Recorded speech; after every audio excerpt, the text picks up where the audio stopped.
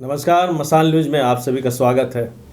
दोस्तों, आज की सबसे बड़ी खबर, सुप्रीम कोर्ट ने एसबीआई यानी स्टेट बैंक ऑफ इंडिया को आज कसकर तमाचा जड़ा है। जैसे कि आपको मालूम है, इलेक्टोरल बॉन्ड के मामले में आज सुप्रीम कोर्ट में सुनवाई हो रही थी। DY चंद्रचूड़ जो हमारे मुख्य न्यायाधीश हैं, उनकी अध्यक्षता में 5 जजों का बेंच ने फैसला सुनाया और एसबीआई को आदेश दिया कि आपको किसी भी तरह 12 मार्च तक इलेक्टोरल बॉन्ड के बारे में जितनी भी जानकारियां हैं आप इलेक्शन कमीशन को दें, और इलेक्शन कमीशन 15 मार्च तक अपने वेबसाइट में वो जानकारी देगी ताकि पब्लिक को मालूम हो सके कि किन लोगों ने, किन उद्योगपतियों ने, किन किन राजनीतिक दलों को कितना चंदा दिया है। दोस्तों, इलेक्टोरल बॉन्ड के बारे में आप जानते हो कि ये किस तरह का चंदा है। केंद्रीय सरकार ने 2017 में, मोदी सरकार ने इलेक्टोरल बॉन्ड की जो परिकल्पना लेकर आई, वो उस परिकल्पना में ये कहा गया था कि राजनीतिक दलों को जो भी चंदा दिया जाएगा पारदर्शी रहेगा, उसमें किसी भी तरह काला धन का प्रचार प्रसार नहीं होगा। लेकिन बाद में देखा गया कि इलेक्टोरल बॉन्ड जो एसबीआई के द्वारा ही खरीदा बेचा जाता है, जिसमें कोई भी आदमी 1000 से लेकर करोड़ रुपये तक चंदा दे सकता है, लेकिन पब्लिक को ये जानकारी नहीं हो सकती कि किसने किस पार्टी को कितना चंदा दिया।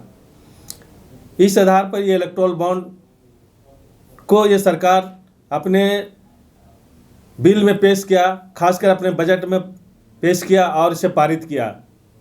जबकि यह बिल अगर राज्यसभा से होकर पारित होता तो राज्यसभा में ये बिल पास नहीं हो सकता था, क्योंकि राज्यसभा में उस समय बीजेपी सरकार अल्पमत में थी। इसलिए मनी बिल के रूप में इलेक्टोरल बॉन्ड को पास किया गया। इसके बाद 2019 के बाद से जो भी चंदा दिया गया, हमेशा अखबारों के माध्यम से, बहुत सारे समाचार पत्रों के माध्यम से आपको पता चलता होगा कि इलेक्टोरल बॉन्ड के माध्यम से जो भी चंदा राजनीतिक दलों को दिया जा रहा है, उसमें 70% से ज़्यादा जो सिर्फ बीजेपी को ही चंदा दिया गया है।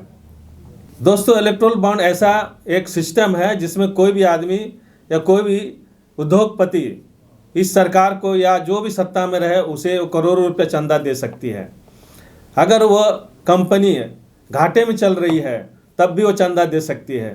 इलेक्टोरल बॉन्ड के माध्यम से कोई भी सेल कंपनी बना करके, झूठी कंपनी बना करके, या विदेश से भी कोई भी कंपनी इलेक्टोरल बॉन्ड के माध्यम से किसी भी राजनीतिक दल को चंदा दे सकती है। अभी तक जो भी इंफॉर्मेशन मिला उसके आधार पर सबसे ज़्यादा चंदा बीजेपी को, इसके बाद तृणमूल कांग्रेस को, इसके बाद कांग्रेस पार्टी को, इसके बाद तेलुगु देशम पार्टी को मिला है।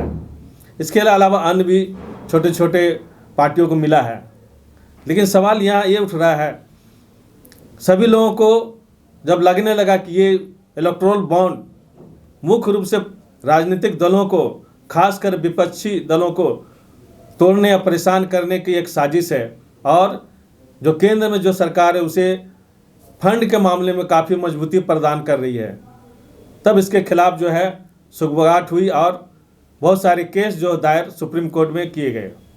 इसके बाद 5 सालों के बाद इस संबंध में फैसला सुनाई गई। जैसे कि आज मालूम है आपको कि सुप्रीम कोर्ट ने कहा है कि कल तक, यानी 12 मार्च तक आप डिटेल दीजिए। इसके बाद 15 मार्च तक इलेक्शन कमीशन को ये जानकारी अपने डोमेन में प्रसारित करना है ताकि पब्लिक को पता चल सके। दोस्तों, इस संबंध में मैं एक जानकारी और आपको देना चाहता हूं कि 2019 में ही इलेक्शन कमीशन ने और आरबीआई ने भी इलेक्टोरल बॉन्ड को गलत बताया था, और उन्होंने अपने आशंका जाहिर करते हुए कहा था, उन्होंने रिपोर्ट भी दिया था कि इलेक्टोरल बॉन्ड के माध्यम से काला धन का प्रचार प्रसार होगा, मनी लॉन्ड्रिंग होगी, और सीमा पार बहुत सारे ऐसे देश हैं जो गलत कंपनी बना के, सेल कंपनी बना कर के भी किसी भी राजनीतिक दल को ये चंदा देगा, तो किसी भी तरह से देश के लिए, राष्ट्रीय एकता अखंडता के लिए भी खतरा है। लेकिन इन सरकारों ने बार बार लोगों को समझाया कि इलेक्टोरल बॉन्ड एक ऐसा सिस्टम है, ना लेने वाला ना देने वाला किसी को जानकारी इससे नहीं मिल सकती है। इसमें एक स्पेशल कोड दिया जाता है, लेकिन एसबीआई को तो मालूम चलता है, एसबीआई को पूरी तरह मालूम होता है किसने चंदा दिया और ये चंदा किसको, किस राजनीतिक दलों को ये फंड पर जाएगी। दोस्तों, यहाँ इस संबंध में ये जानना है कि किस तरह से जो इलेक्टोरल बॉन्ड किसी राजनीतिक दल को काफ़ी मजबूत किया। और सबसे बड़ी ताज्जुब बात है कि जो है सरकार बार बार बोल रही है कि इसमें डिकोड कोड बहुत सारे चीज़ ऐसे किसी को जानकारी नहीं मिल सकती, लेकिन आपको ताज्जुब हो कि सरकार जब चाहे तब एसबीआई से जानकारी इकट्ठा कर सकती है, किसने चंदा दिया किसने नहीं दिया। और इस संबंध में भी देखा गया है कि मौजूदा केंद्रीय सरकार ने ये जानकारी भी हासिल किया है एसबीआई से किन किन उद्योगपतियों ने इस सरकार को चंदा नहीं दिया है। इसके बाद उन उद्योगपतियों के खिलाफ ईडी, सीबीआई और इनकम टैक्स को लगाया गया और मजबूरन फिर वो कंपनी मौजूदा सरकार को इलेक्टोरल बॉन्ड के माध्यम से अपना फंड या चंदा जो कहें उन्होंने दिया है। इस तरह दोस्तों, ये कहना कि इलेक्टोरल बॉन्ड पारदर्शी है और इससे काला धन का प्रचार प्रसार नहीं होता है, एकदम गलत बात है। जैसे कि प्रधानमंत्री बोलते झूठ बोलो, बार बार झूठ बोलो। सबसे ज़्यादा झूठ अगर कोई बोलते हैं तो यही देखने में आता है कि हमारे देश के प्रधानमंत्री इसमें सबसे आगे हैं। भ्रष्टाचारियों के खिलाफ वो दिन रात अपील करते हैं, लेकिन हम क्या देखते हैं कि कोई भी भ्रष्ट आदमी जिसके खिलाफ कल तक ईडी, सीबीआई, इनकम टैक्स जांच करती है, उसे अरेस्ट करती है, उसके घर छापा मारती है, वही राजनीतिक दल या नेता जब बीजेपी में शामिल हो जाती है तो उसके खिलाफ सारी एजेंसियां, सारी इन्वेस्टिगेशन बंद कर दी जाती है। और इतना ही नहीं, उसे मंत्री बना करके उसे उपहार भी दिया जाता है। एक भ्रष्ट आदमी को मंत्री बना के उपहार देना क्या साबित करता है? इसका सबसे उत्तम उदाहरण अगर आपको मिलेगा तो असम के मुख्यमंत्री हेमंत बिस्वा शर्मा, जो पहले कांग्रेस में थी, उसके खिलाफ बहुत सारे केस चल रहे थे।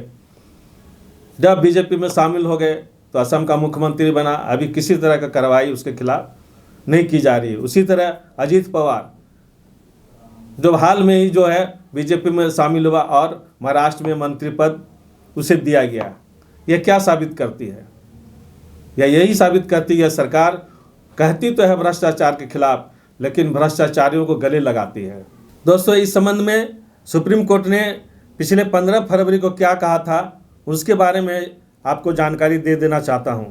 दरअसल 15 फरवरी को सुप्रीम कोर्ट ने चुनावी बॉन्ड योजना को असंवैधानिक करार देते हुए रद्द कर दिया था। उन्होंने आर्टिकल 19 के माध्यम से कहा था कि हर एक पब्लिक को सूचना का अधिकार, जानने का अधिकार प्राप्त है, उससे इसे वंचित नहीं किया जा सकता है। इस आधार पर चुनावी बॉन्ड को उन्होंने असंवैधानिक करार दिया और कोर्ट ने एसबीआई को 12 अप्रैल 2019 से सभी चुनावी बॉन्ड खरीद का विवरण 6 मार्च तक इलेक्शन कमीशन के सामने प्रस्तुत करने का निर्देश दिया था। कोर्ट ने इस जानकारी को 13 मार्च तक इलेक्शन कमीशन के वेबसाइट पर प्रकाशित करने का भी निर्देश दिया था। हालांकि एसबीआई ने 4 मार्च को कोर्ट का दरवाज़ा खटखटाया और ज़्यादा समय देने की मांग रखी। उन्होंने 30 जून तक का समय की मांग सुप्रीम कोर्ट के सामने रखी। एसबीआई की खिंचाई की और कहा, पिछले 26 दिनों में आपने क्या कदम उठाए हैं? जस्टिस संजीव खन्ना ने कहा, जब आप इस तरह मोहलत के मांग के साथ आते हैं तो ये गंभीर मामला है। हमारा फैसला बिल्कुल स्पष्ट था। कोर्ट ने आगे कहा, जिन आधारों पर आप अतिरिक्त समय मांग रहे हैं वे हमारे द्वारा जारी निर्देशों से बिल्कुल मेल नहीं खाते। याचिकाकर्ता की दलीलों से यह साफ संकेत मिल रहा है कि सभी जानकारी आसानी से उपलब्ध है। आप समझ सकते हैं कि किस तरह पूरे बैंक का कामकाज पूरे देश में डिजिटलाइज हो चुका है। कोई भी जानकारी आपको मिनटों में मिल सकता है, क्योंकि फंड ट्रांसफ़र भी आप देखते हैं मिनटों में, सेकंडों में कहीं से कहीं हो सकता है।